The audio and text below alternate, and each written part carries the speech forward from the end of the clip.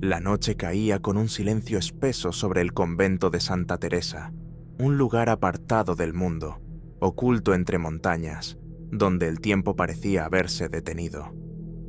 Las monjas que habitaban en él llevaban una vida de devoción y sacrificio, sus días regidos por una rutina estricta de oración, trabajo y contemplación. Pero cuando el reloj marcó la medianoche, una presencia perturbadora se infiltró en la quietud de aquel lugar santo.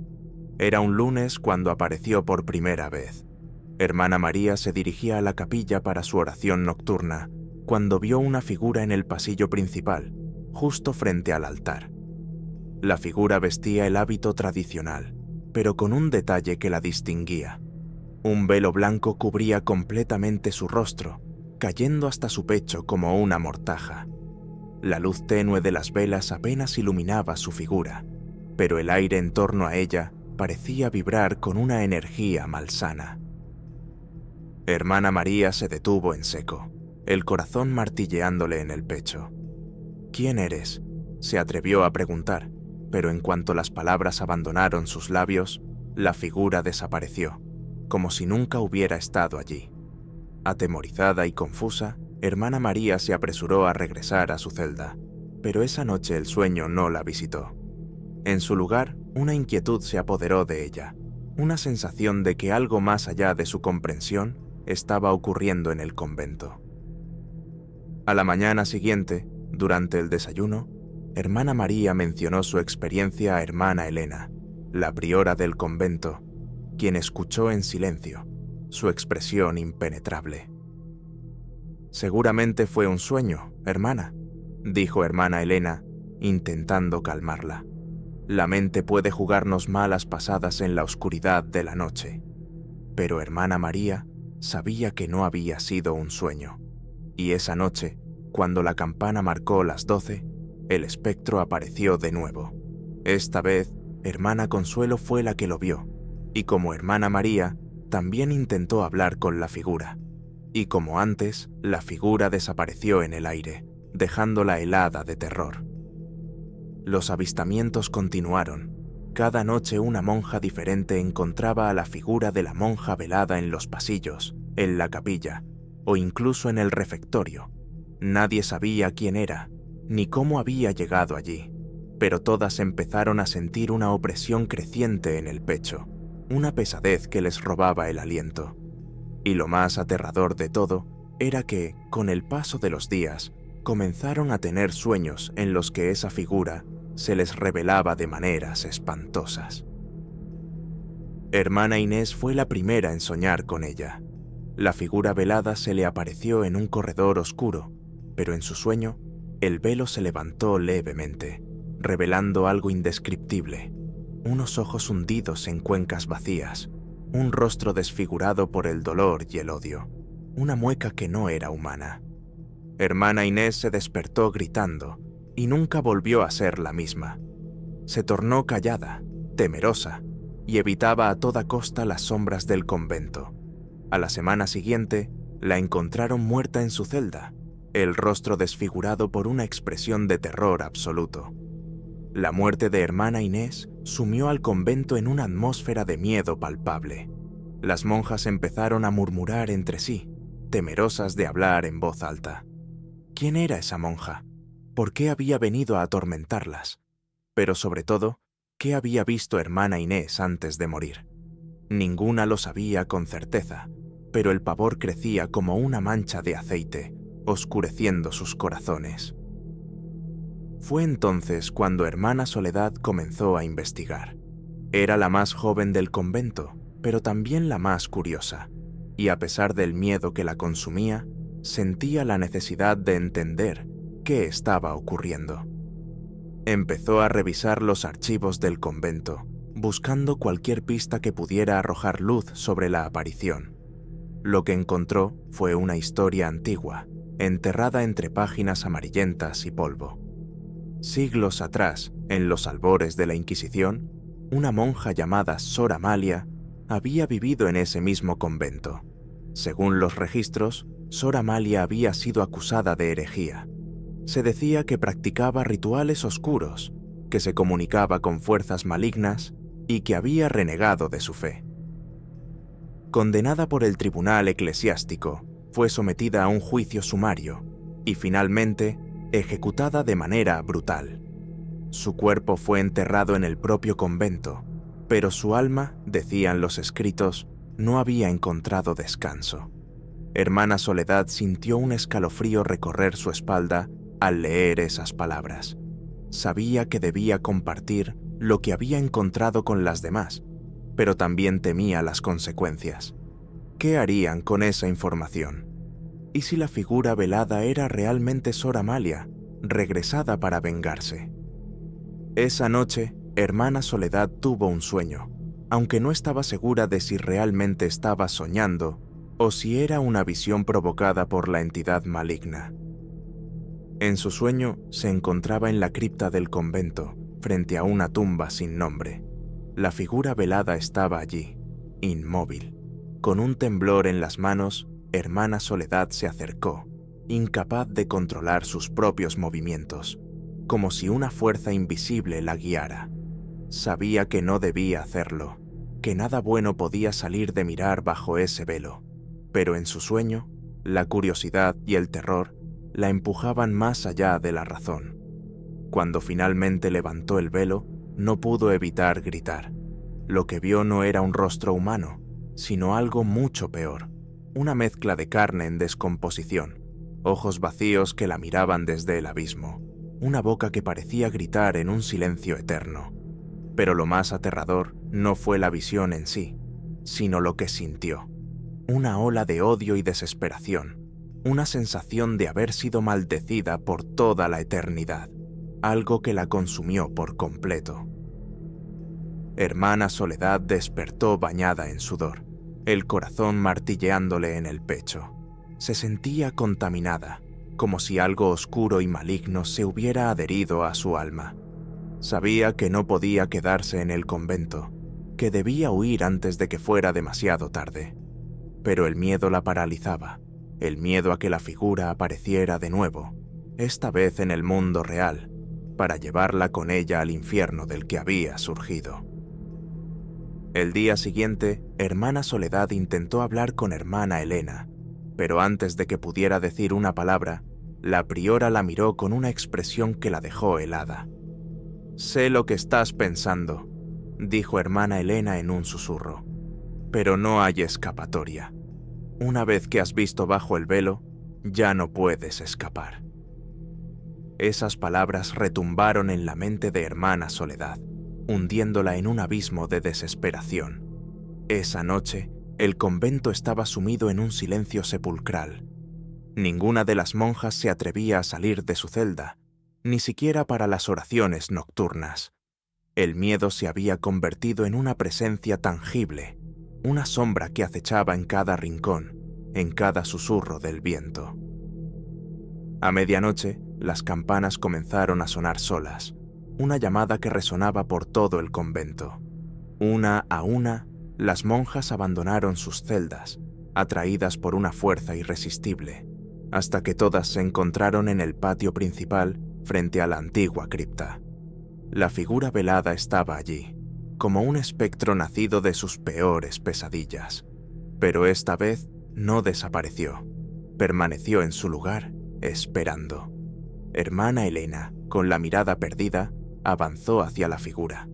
Las demás monjas, paralizadas por el miedo, no pudieron hacer nada más que observar. Cuando Hermana Elena levantó el velo, un grito de terror colectivo llenó el aire. Aquella visión las marcó a todas. En su interior sabían que la muerte no tardaría en llegar. Hermana Soledad fue la única que no gritó.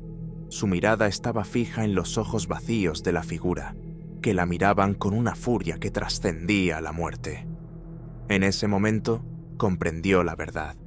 Sor Amalia no buscaba venganza solo por lo que le habían hecho en vida, sino también por la injusticia de un Dios que la había abandonado, que la había condenado a una eternidad de sufrimiento.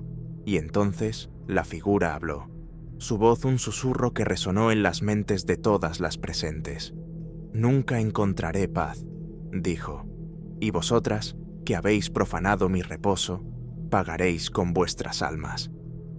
Hermana Soledad sintió que el suelo se abría bajo sus pies, que caía en un pozo sin fondo, atrapada en una oscuridad que la consumiría para siempre.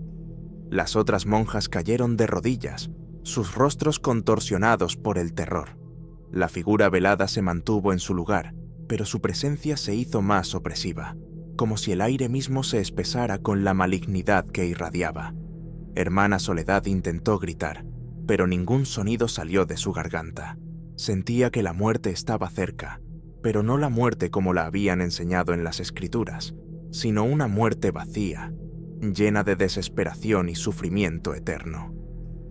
De repente, el ambiente cambió. El viento comenzó a arremolinarse en torno al patio, levantando polvo y hojas secas, mientras las monjas permanecían petrificadas, incapaces de moverse. Las campanas, que hasta entonces habían sonado en intervalos regulares, empezaron a tocar un repique caótico, como si una fuerza invisible las agitara con furia. La figura velada, que hasta entonces había permanecido inmóvil, comenzó a deslizarse hacia adelante, lentamente, como si se regodeara en el miedo que provocaba. En ese momento, Hermana Soledad sintió algo en su bolsillo, un pequeño rosario que llevaba consigo desde que era novicia. Con manos temblorosas, lo sacó y comenzó a murmurar una oración, la misma que su madre le había enseñado cuando era niña. Al principio sus palabras fueron ininteligibles, quebradas por el miedo, pero a medida que recitaba el Ave María, sintió una pequeña chispa de fortaleza renacer en su interior. Cerró los ojos y continuó orando con más fervor. La figura velada se detuvo de repente, como si algo invisible la hubiera frenado. La atención de todas las monjas, incluida Hermana Elena, se centró en Hermana Soledad. La figura giró lentamente su cabeza hacia ella, y aunque su rostro seguía cubierto por el velo, Hermana Soledad sintió que esos ojos vacíos y malditos la atravesaban como puñales, pero no se detuvo. Continuó orando, con la voz cada vez más fuerte, mientras el viento a su alrededor crecía en intensidad, como si una batalla se estuviera librando en el mismo aire. «Ave María, llena eres de gracia», gritó Hermana Soledad, y en ese momento las campanas se detuvieron de golpe, dejando tras de sí un silencio ensordecedor. La figura velada emitió un sonido que no era de este mundo, un grito de furia y desesperación que resonó en las mentes de todas las presentes, llevándolas al borde de la locura. El velo comenzó a ondear en el aire, levantado por una fuerza invisible. La figura parecía descomponerse ante sus ojos, como si la realidad misma estuviera rechazándola, expulsándola de ese lugar sagrado. Hermana Soledad sintió que la energía maligna se retiraba, que algo más poderoso, más antiguo, estaba respondiendo a su oración. Era como si el mismo espíritu de la Virgen se hiciera presente, no como una figura visible, sino como una fuerza pura y luminosa que purgaba la oscuridad del lugar. Finalmente, con un último alarido de odio, la figura velada se desvaneció en el aire, dejando tras de sí solo el eco de su presencia. El viento cesó, las hojas cayeron de nuevo al suelo, y el silencio volvió a reinar en el convento. Las monjas, aún arrodilladas, no se atrevían a moverse, incapaces de creer que todo había terminado. Hermana Soledad, agotada y temblorosa, se dejó caer al suelo, el rosario aún apretado en su mano. Hermana Elena fue la primera en recuperarse. Se acercó a Hermana Soledad y la ayudó a ponerse de pie. «Ha terminado», dijo en un susurro, aunque en su voz había más duda que certeza.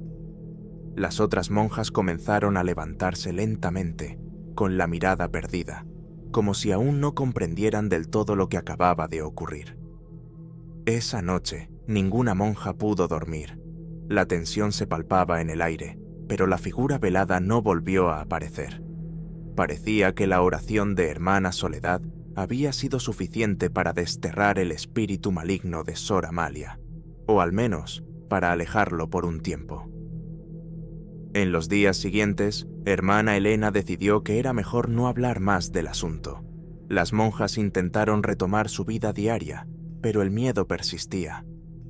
Cada vez que caía la noche, todas se miraban con inquietud, temiendo que el horror regresara. Hermana Soledad, aunque fue tratada con respeto y admiración por su valentía, no pudo sacudirse la sensación de que algo aún no estaba bien.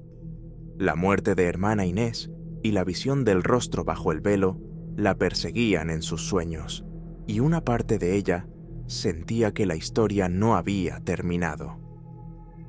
Un mes después, hermana Soledad tomó la decisión más difícil de su vida. Presentó su renuncia a la priora, alegando que necesitaba tiempo para reflexionar y encontrar paz en otro lugar. Hermana Elena no la detuvo. Sabía que la joven monja había visto demasiado, que su alma estaba marcada de una manera que ninguna oración podría sanar completamente en ese convento. El día que hermana Soledad se marchó, el cielo estaba cubierto de nubes grises. Las otras monjas se despidieron en silencio, sus rostros sombríos y llenos de respeto. Mientras bajaba por el camino que la alejaba del convento, hermana Soledad sintió una mezcla de alivio y tristeza. No sabía qué le depararía el futuro, pero estaba segura de que nunca olvidaría lo que había vivido en Santa Teresa.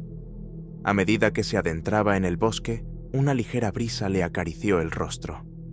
Cerró los ojos por un momento, disfrutando del contacto suave del aire fresco, pero cuando los abrió, un escalofrío recorrió su columna vertebral. Frente a ella, a pocos metros, se erguía una figura vestida con un hábito negro, el rostro cubierto por un velo blanco. Hermana Soledad sintió que su corazón se detenía. Quiso gritar, pero el miedo la paralizó. La figura se quedó inmóvil por un momento que pareció eterno, y luego, en un abrir y cerrar de ojos, desapareció en la neblina del bosque. Hermana Soledad permaneció inmóvil, con la respiración agitada, y se dio cuenta de que el mal no se había ido. Lo había seguido, esperando en las sombras, y sabía que dondequiera que fuera, siempre estaría vigilante, aguardando el momento de volver a atormentarla. Y entonces, con una última oración en sus labios, continuó su camino, sin mirar atrás, sabiendo que el verdadero terror no había hecho más que comenzar.